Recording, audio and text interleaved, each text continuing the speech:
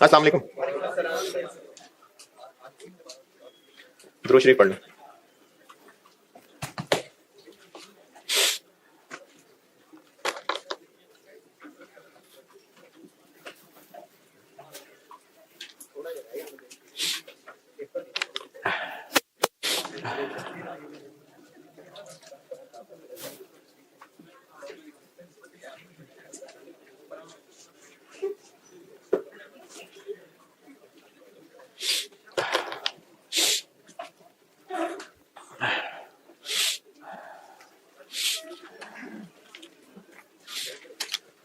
कोई आखिरी बात किसी को याद हो?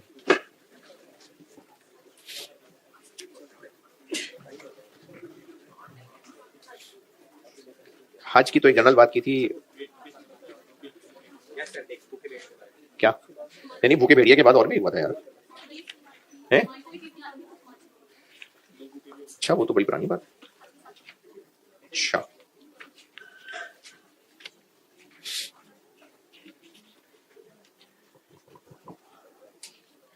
चलें, ये आज कॉस्ट में सुनाई थी, यही बता देता हूँ।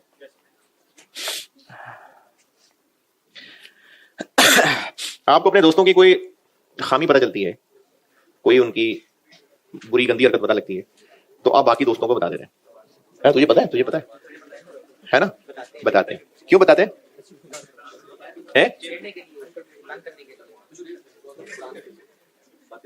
बातें बढ़ाने के लिए? नहीं तो आपको क्या हासिल हुआ? बस मजा, शुगल, बस। अच्छा, ये जो वायरल हो जाती हैं चीजें, वीडियोस वायरल या लीक हो गए फिर वायरल हो जाती हैं, स्क्रीनशॉट्स, और ये वायरल क्यों हो जाती हैं? ये वायरल क्यों हो जाती हैं? फैलाते जाते हैं। अच्छा, ये जो वायरल हो रही होती हैं, ये जिसकी वीडियोस या जिसके मैसेजेस हैं उसकी कोई खूबी बयान हो रही होती है पूरी कौम में, है खराबी होती है, और पूरी कौम को सिर्फ इंटरेस्ट इसमें चस्का होता है, बस सिर्फ इंफॉर्मेशन चाहिए होती है। जिसकी इंफॉर्मेशन लीक हो रही है, जिसकी बुराई लीक हो रही है, जिसकी बुराई लोगों तक पहुंच रही है, अगर वो जान के नहीं फैला रहा तो वो इस पर खुश नहीं होगा। और मिसाल शायद आपको अजीब लगे, शायद, लेकिन मुझे इससे रिलेटेड लग रही है। एक थोड़ी अजीब सी सिचुएशन है, लेकिन मैं आपको उसकी गहराई बताने के लिए मिसाल बना रहा हूं कि आप पब्लिक प्लेस में खड़े हैं और कोई ना आपके कपड़े खींच के उतार रहा है और आप रोक रहे हैं क्योंकि आप नहीं चाहते एक्सपोज होना, इंसानी फितरत है। अब वो खींचने वालों के अंदर आपके दोस्त भी हैं, तो आपको उन पर ना गुस्सा आ रहा होगा, क्योंकि इंसान फितरी तौर पे कवर रखना चाहता है अपने आप को। तो अगर कपड़े खींचने वालों के अंदर आपके अपने दोस्त होंगे तो यकीनन गुस्सा आ रहा होगा। ये जो एक की बुराई दूसरे को शेयर कर देना ना, ये कुछ ऐसा ही है, बल्कि शायद इससे ज्यादा बड़ी बात है। तो आप लोग शुगल के नाम पे एक दूसरे की कोई बुराई पता चली दूसरों को फैलानी शुरू कर दी, जस्ट एमी शुगल के लिए। लेकिन एक तो ये कि ये बड़ा मसला है, उससे ज्यादा जरूरी बात यह है कि अगर आप किसी की बुराई एक्सपोज करेंगे ना, तो फिर तैयार रहें, आपकी भी बुराई एक्सपोज होगी और ज्यादा तकलीफदेह तरीके से एक्सपोज होगी। मुस्लिम 6853 सैयदना अबू हुरैरा रज़ियल्लाहु अन्हु से रवायत है, रसूलुल्लाह सल्लल्लाहु अलैहि वसल्लम ने फरमाया, तीन चार बातें हैं लेकिन इसमें जो मैं मेन बात बताना चाहता था, जो शख्स किसी मोमिन पर से दुनिया की सख्ती दूर करेगा, वो कोई भी सख्ती हो सकती है, तो अल्लाह ताला उस पर से आखिरत की सख्तियों में से सख्ती दूर करेगा, बड़ा रिवॉर्ड हो गया। और जो शख्स तंग दस्त को, जो फाइनेंशियली मुश्किल में है, को मोहलत देगा, ये टिपिकली कर्ज की बात हो रही है, जो शख्स किसी तंग दस्त को मोहलत देगा अल्लाह ताला उस पर दुनिया और आखिरत में आसानी करेगा। और अब जो मैं बात बताना चाह रहा था, और जो शख्स किसी मुसलमान का ऐब ढांपेगा तो अल्लाह उसका ऐब दुनिया और आखिरत में ढांपेगा, दुनिया में भी और आखिरत में भी। और अल्लाह ताला अपने बंदे की मदद में होता है जब तक बंदा अपने भाई की मदद में होता है।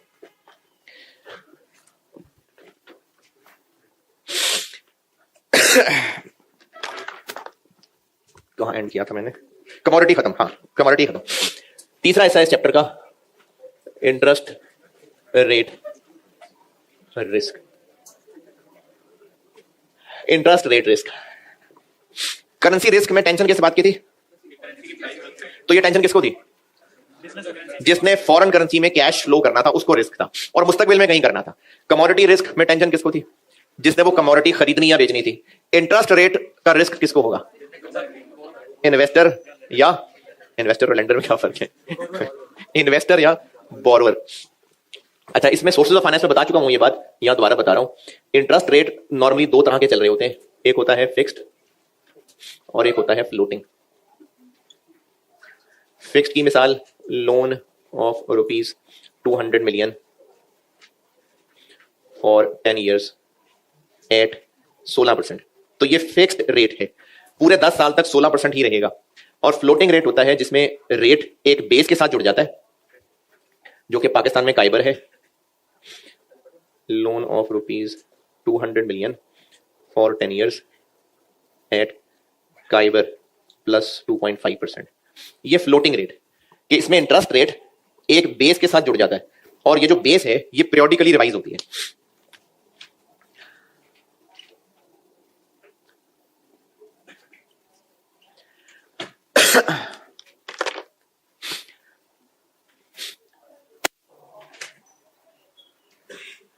इसमें रिस्क जो है ना वो दो तरह के लोगों को है, ये लिख लें तो फिर वो दो तरह के लोग बताता हूं।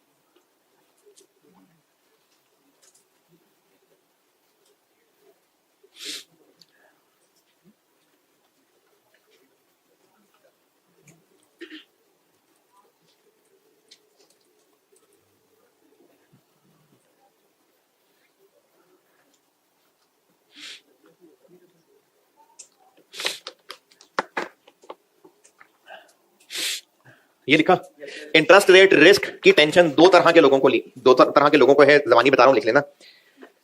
वो बोरोअर या लेंडर जिसने अभी मुस्तकबिल में बोरो या लेंड करना है तो उसको रिस्क क्या है कि तब इंटरेस्ट रेट पता नहीं क्या पड़ेगा उसको। वो बोरोअर या लेंडर जिसने अभी मुस्तकबिल में बोरो या लेंड करना है तो उसको रिस्क ये है कि पता नहीं तब क्या इंटरेस्ट रेट उस पर एप्लीकेबल होगा। ये इन दोनों शाखों में से किसी में नहीं है, ये शाखें बस खत्म हो गई। मैं अब बस ये बता रहा हूं कि ये इंटरेस्ट रेट रिस्क किसके लिए है, किसको डर लग रहा है इंटरेस्ट रेट चेंज होने का। तो ये दो तरह के लोग हो सकते हैं, एक वो बोरोअर या लेंडर है जिसने अभी बोरो या लेंड मतलब उधार देना है यानी इन्वेस्ट करना है। वो बोरोअर या इन्वेस्टर जिसने अभी बोरो या इन्वेस्ट करना है मुस्तकबिल में और उसको डर क्या लग रहा है कि जब ये बोरो या इन्वेस्ट करेगा तो उस वक्त इंटरेस्ट रेट क्या चल रहा होगा। और दूसरी तरह का डर उसको है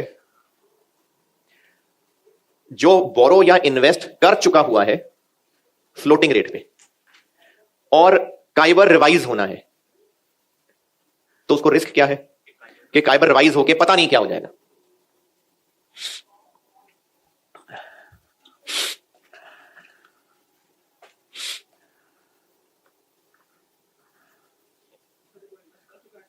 इन्वेस्ट और बोरो कर चुका हुआ है लेकिन फ्लोटिंग रेट पे किया हुआ है और कुछ अरसे में काइबर रिवाइज होने वाला है तो उसको पता नहीं रिवाइज होके कितना हो जाएगा।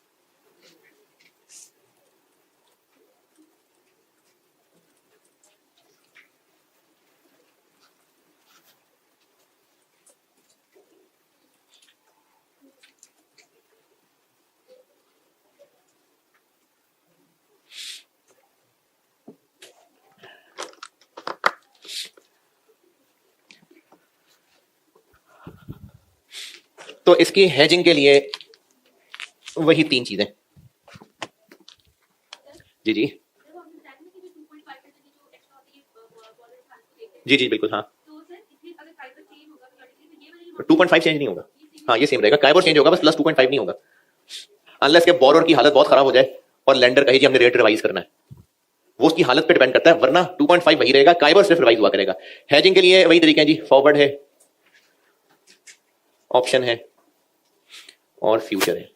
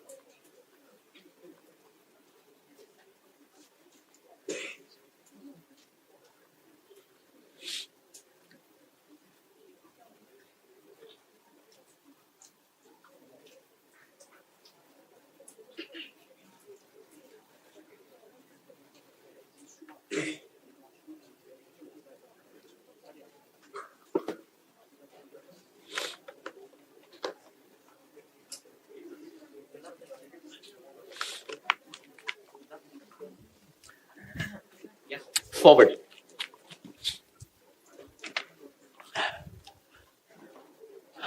अच्छा इसके लिए ना पूरा नाम होता है फॉरवर्ड रेट एग्रीमेंट, जिसको प्यार से FRA कहते हैं, फॉरवर्ड रेट एग्रीमेंट, FRA।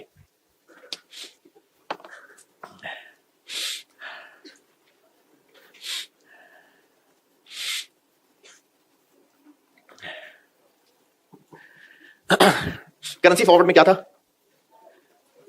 एक बैंक के साथ एक एक्सचेंज रेट तय हो गया, यहां पर क्या तय हो जाएगा, इंटरेस्ट रेट तय हो जाएगा। ये मिसाल से बताता हूं, company A will borrow ₹20 million from bank B after 3 months for 6 months। ये बैंक बी से बोरो करेगा, कंपनी ए बैंक बी से बोरो करेगा 6 महीने के लिए 3 महीने बाद। तो आज इसको टेंशन क्या है कि 3 महीने के बाद जब ये बोरो करने जाएगा तो इंटरेस्ट रेट क्या होगा। तो ये आज ही ना एक बैंक एक्स के पास जाएगा और बैंक इसको फॉरवर्ड रेट एग्रीमेंट 6% पे लॉक कर देगा और इसके पैसे भी ले रहा होगा, कमीशन ले रहा होगा। अब इस 6% की कहानी ये होगी, वो कहानी आप अपनी जबान में लिखिएगा, उर्दू, इंग्लिश, पंजाबी, पश्तो जैसे लिखना चाहें, वो मैं आपको जबानी बताता हूं। इतना बना ले तो मैं जबानी बताता हूं।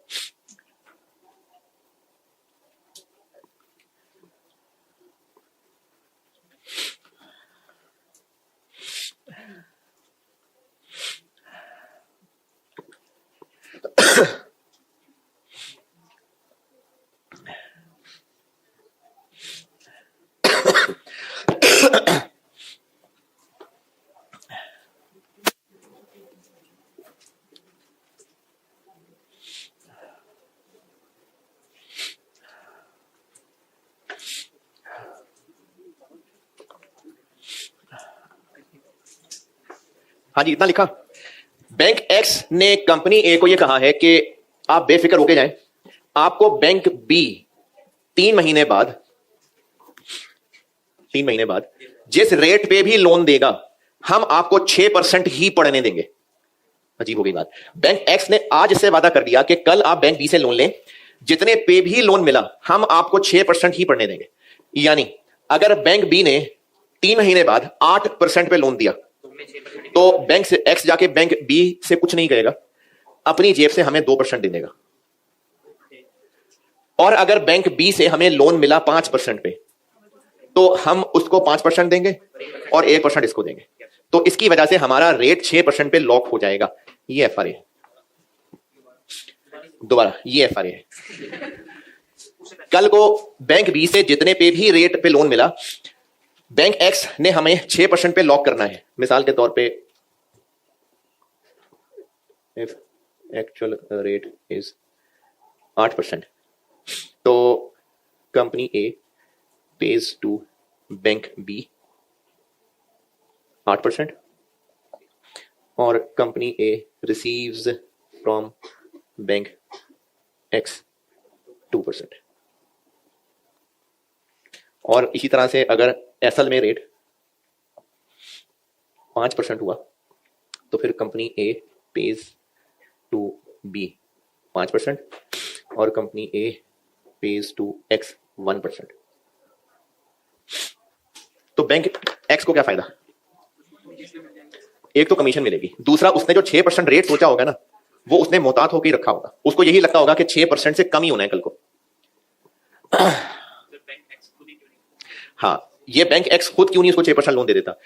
बैंक्स के ना मुख्तलिफ पोर्टफोलियोज होते हैं, यानी बैंक्स के भी मैनेजमेंट ने उनको अलाउ किया होता है कि आप रियल स्टेट में बस इतना पैसा फेंक सकते हैं, इंडस्ट्री में इतना पैसा दें, रिटेल लोन लोगों को, इंडिविजुअल को इतना दें, बस इससे ज्यादा आप लोन नहीं दे सकते। हाँ, आप ये थोड़े से डेरिवेटिव्स में भी जुए भी खेल सकते हैं।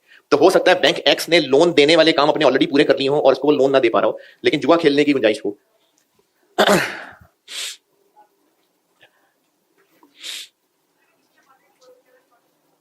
हाँ, अगर उसने ऑलरेडी बोरो किया हुआ है तो वो उस बैंक एक्स के साथ काइबर के रिवाइज होने का रेट तय कर सकता है। वो प्रैक्टिस में कराता हूं अभी।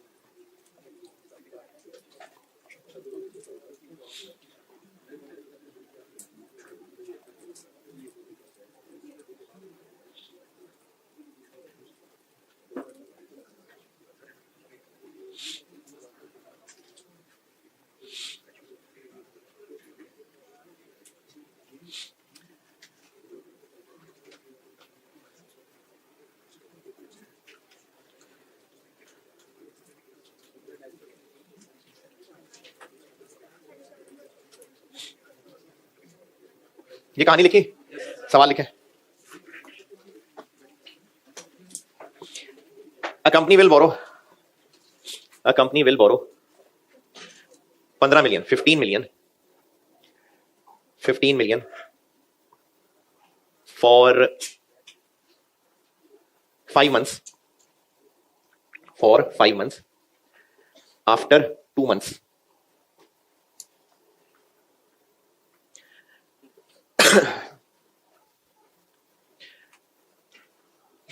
to hedge against interest rate risk,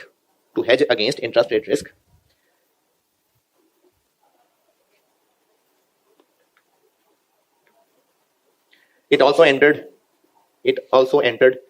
into an FRA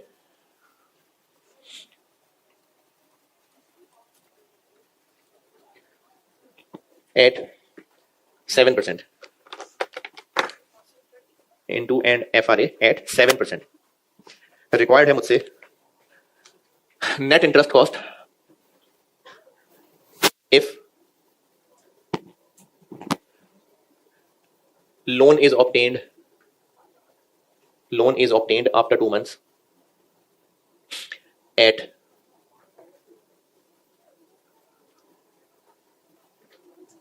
scenario A 9% और scenario B 3%। तो असल में हम इंटरेस्ट कितना देंगे 15 मिलियन पे 7%, अच्छा 9% भाई, इंटू 5/12 5 6 2 5 0 0। और FRA वाले ने हमें 7% का वादा किया था, तो हमें उससे पैसे रिकवर होंगे कितने 2% जी 125,000। तो हमारी नेट इंटरेस्ट कॉस्ट 4375 पे चली जाएगी। और सिनेरियो बी में हमें एक्चुअल इंटरेस्ट पड़ेगा 3% जी 187,500। और FRA वाले ने हमें 7 का वादा किया था, तो हमें उसको फिर 4 अपनी जेब से देना पड़ेगा।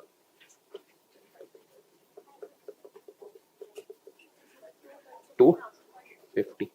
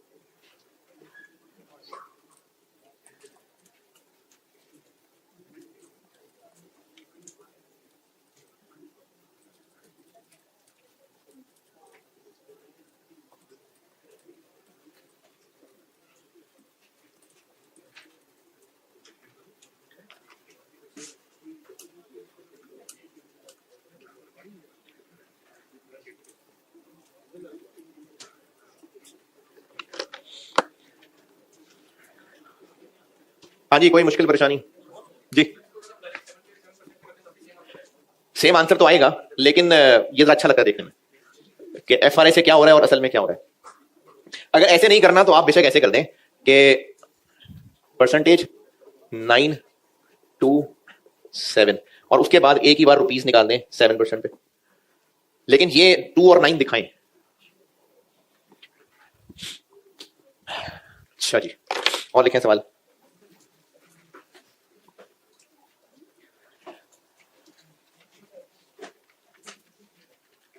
A company has a loan a company has a loan of 9 million 9 million रुपए at Kyber plus 1.5%। Kyber plus 1.5%।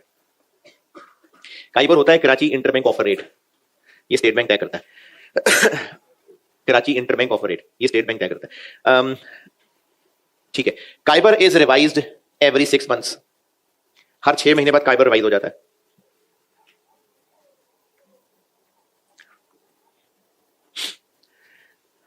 Next revision is due on 1st July 24, that is after 2 months। 2 महीने बाद इसने रिवाइज होना है, यानी हम अभी कहीं मई के शुरू में खड़े होंगे। 2 महीने के बाद काइबर रिवाइज होने लगा है।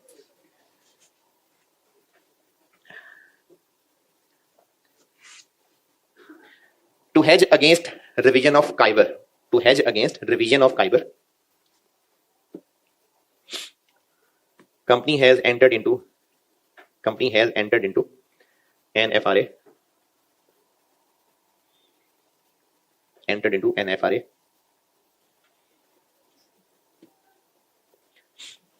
एफ आर ए ठीक है, मैंने गैन एफ आर ए होना चाहिए था, है सही कहा नहीं है, एन वॉवल के साथ लगता है, वो जो दिखने में वॉवल हो या बोलने में, तो ये एफ है, एन लगेगा भाई, एन लगेगा, इसलिए तो यूनिवर्सिटी में एन नहीं आता, यूनिवर्सिटी से पहले एन आता है कि ये नहीं आता ना, तो साउंड नहीं है वॉवल। अच्छा वो एमएफए पढ़ा रहा था मैं। Into an FRA at 6%, required है आपसे net interest cost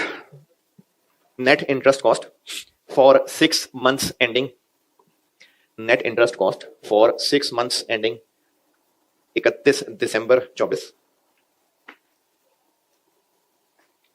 if Kyber is revised to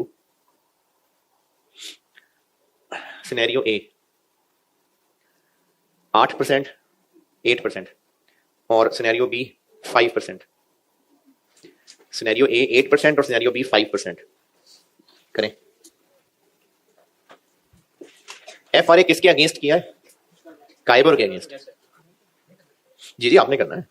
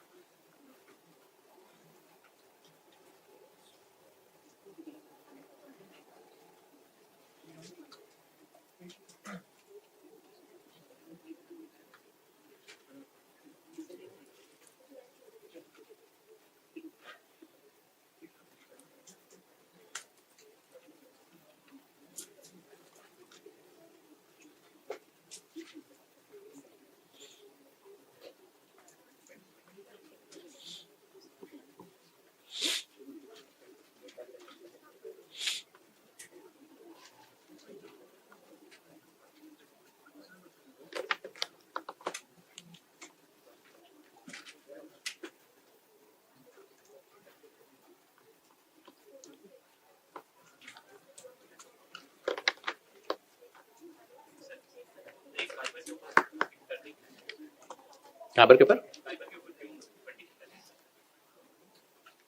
FRA की बात करें या वैसे ही कोई लोन काइबर प्लस क्यों? बैंक्स वाले कोई भी ट्रांजेक्शन करने लगे तो उनको स्टेट बैंक के ताबे रहना है।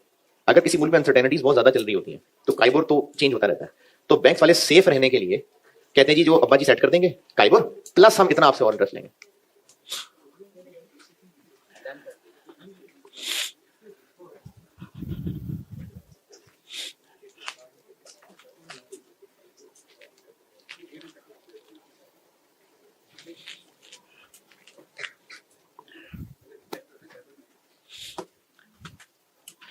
हाँ भाई डन।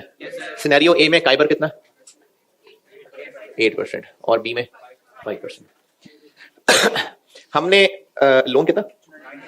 हमने 9 मिलियन पे जो असल में इंटरेस्ट देना है वो काइबर प्लस 1.5 पे इंटरेस्ट देना है, यानी 9.5%। 6 महीने का 720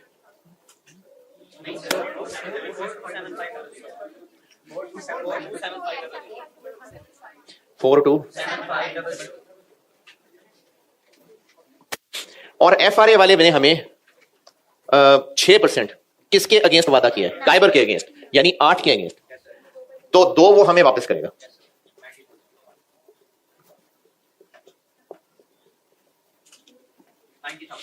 $90,000 337।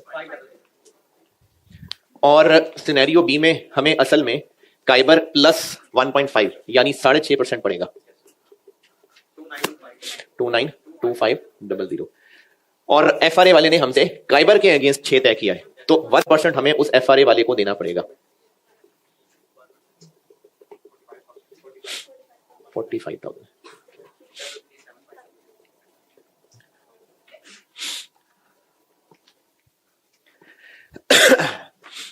हाँ जी, एफआरए आसान है मुश्किल है? आसान है। इसमें ना वाहिद मुश्किल बस यही होती है कि जैसे करेंसी फॉरवर्ड था, तो आपको सवाल में दिए हो सकते थे 1 month forward, 2 month forward, 3 month forward. तो हमारे काम का कौन सा है? जितने महीने बाद हमें चाहिए। तो यहां पर भी ना आपको मल्टीपल फॉरवर्ड दिए हो सकते हैं।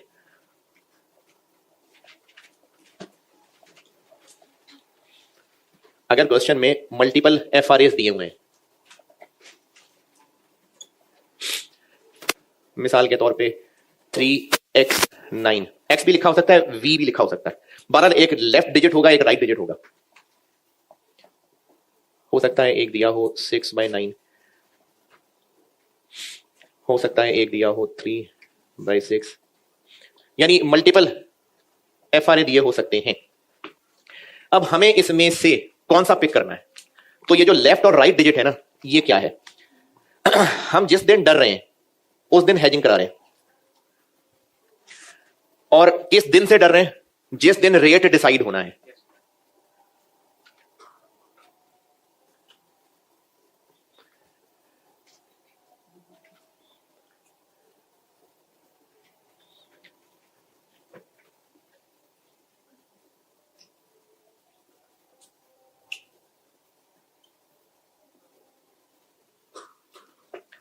और ये हम जिस रेट से डर रहे हैं वो रेट हमें कब तक डसता रहेगा, कब तक तकलीफ होती रहेगी? अगर बस लोन लेना है बस, तो कितने अरसे तक डसेगा? जितने अरसे का लोन है। और पिछले सवाल में हमें 1 जुलाई को जो काइबर ने तय होना था, यानी 8%, इस 8% में कब तक तकलीफ पहुंचाते रहना था? 6 महीने, क्योंकि उसके बाद तो फिर नया काइबर आ जाना था। तो उसको मैं एक्सपोजर पीरियड कह रहा हूं। यहां से यहां तक लेफ्ट डिजिट और यहां से यहां तक राइट डिजिट। नहीं समझ आई? हमने अगर 6 महीने के लिए लोन लेना है 3 महीने बाद, तो आज हम जिस डेट पे खड़े होकर हेजिंग कर रहे हैं, रेट किस दिन डिसाइड होना है वो आज से कितनी दूर है? हमने 3 महीने बाद लोन लेना है 3, तो ये या ये, यानी लेफ्ट डिजिट वो लेना है जिस दिन से हम डर रहे हैं वो दिन कितने दिन बाद आएगा। इस सवाल में हम कहां खड़े थे? 1 मई। किस दिन से डर रहे थे? 1 जुलाई से। तो लेफ्ट डिजिट कौन सा लेंगे? 2 वाला। 2 मई पे खड़े होकर हेजिंग करा रहे हैं, 2 महीने बाद रेट तय होने, तो लेफ्ट डिजिट 2 वाला। राइट डिजिट दोबारा आज से गिने, और हम जिस पीरियड से डर रहे हैं वो पीरियड एंड कब होना है? तो इस सवाल में हम डर रहे थे 31 दिसंबर तक वो डर चलना था, तो आज से लेके 31 दिसंबर तक 8। तो इस मिसाल के लिए हमें रेलिवेंट 2/8 वाला मिलता, 2/8 वाला। इसी तरह से जैसे पिछला सवाल था 3 महीने बाद लेना था, 2 महीने बाद लेना था, 5 महीने के लिए। तो इसमें अगर मल्टीपल दिए होते हमें कौन सा चाहिए होता? 2/7। 2/7। और अगर आपको ये वाली चीज मुश्किल लग रही है तो आप ऐसा करें कि लेफ्ट डिजिट निकालें, उसके बाद जो एक्सपोजर पीरियड है वो लेफ्ट डिजिट में ऐड कर दें, तो राइट डिजिट बन जाएगा। आप पूछें क्या पूछ रहे हैं? नहीं, मल्टीपल एफआरए के बनना हो या हाँ? देखें, अगर आपको ये लेफ्ट डिजिट सवाल में नहीं दिया तो फिर आपको वो मल्टीपल देके उसमें से चूज भी नहीं करवाना होगा, फिर एफआरए भी एक ही देगा। और अगर आपको वो एक्सपोजर पीरियड ही नहीं बता रहा तो फिर नहीं हो सकता, फिर कैलकुलेशन कैसे करवाएगा आपसे? तो इसलिए लेफ्ट डिजिट तभी दिया होगा अगर मल्टीपल में से आपसे चूज करवाना होगा।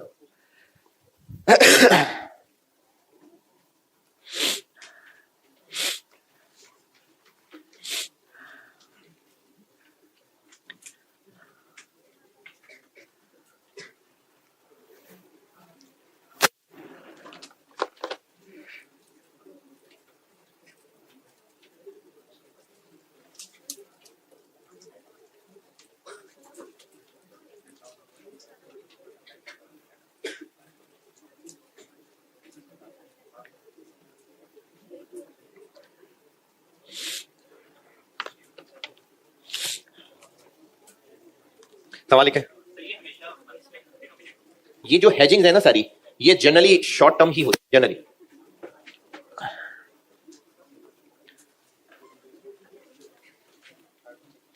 A company has a loan of 18 million, 18 million at Kybor plus 2%. Kybor plus 2%.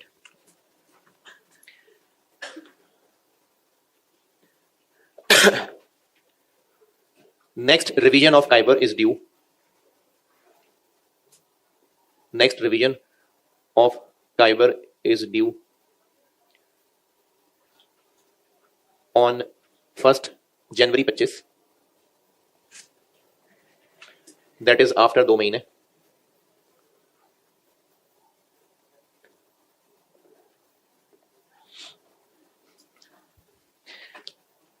Kybor is revised every 6 महीने। Kybor is revised every 6 months।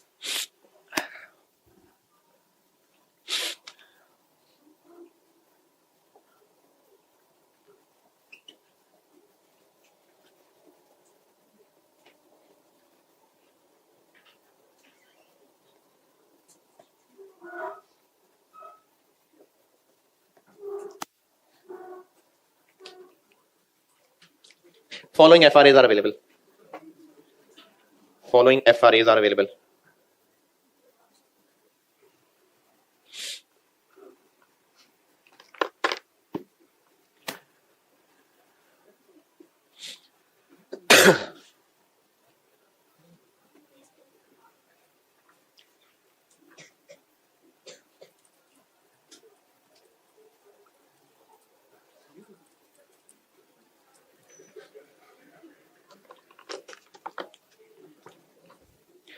Required है net interest cost for 6 months, net interest cost for 6 months ending,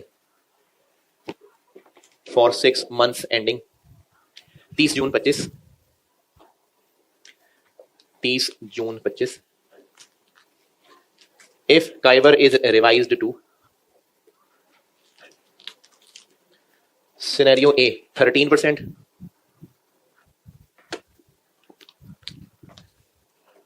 और scenario B 6% है, जितना भी हो उससे क्या फर्क पड़ता है। तो वो तो पढ़ रहा है ना, वो तो पढ़ता आ रहा है। हम अभी कहीं नवंबर में खड़े हैं। इनमें से कौन सा सेकंड वाला और 9:30 या 11? क्यों 11? क्योंकि हमने लोन लिया हुआ है। अगर हमने इन्वेस्ट किया होता तो इन्वेस्टमेंट का रेट हमेशा हल्का होता है। तो इस सवाल में चूंकि हम बोरोअर हैं इसलिए ये वाला, हम बोरोअर हैं इसलिए हायर वाला, इन्वेस्टर होते तो कम वाला। तो FRA लॉक हो जाएगा 11 पे। सिनेरियो ए, हमें असल में लोन कितना है 18 मिलियन, असल में 6 महीने का इंटरेस्ट पड़ेगा Kybor प्लस 2 15%, 6 महीने 135 और Kybor है 13, FRA कहां है 11, तो हमें 2% रिकवर हो जाएगा। हाँ बिल्कुल, आपको इसमें FRA बताया नहीं है कि वो अगेंस्ट Kybor है कि नहीं। तो ये जो जुआ खेलने वाले हैं ये मार्केट की चेंजेस को ही लिफ्ट कराएंगे ना। उनको क्या लगे कि हमारी औकात के मुताबिक हमें +2 पढ़ना है, उसने तो Kybor ही को देखना है। तो इसलिए ये बाय डिफॉल्ट Kybor के साथ ही है। 180,000 11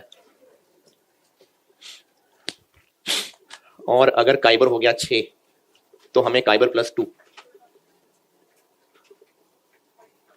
1 बस 720 और FRA वाले ने हमें लॉक किया हुआ है 11%। Kybor है 6, Kybor 6 है, उसने हमें 11 लॉक किया हुआ है, तो हमें 5% अपनी जेब से देना पड़ेगा।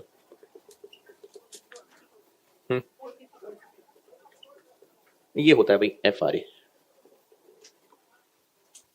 चल ठीक है जी, अल्लाह हाफिज़।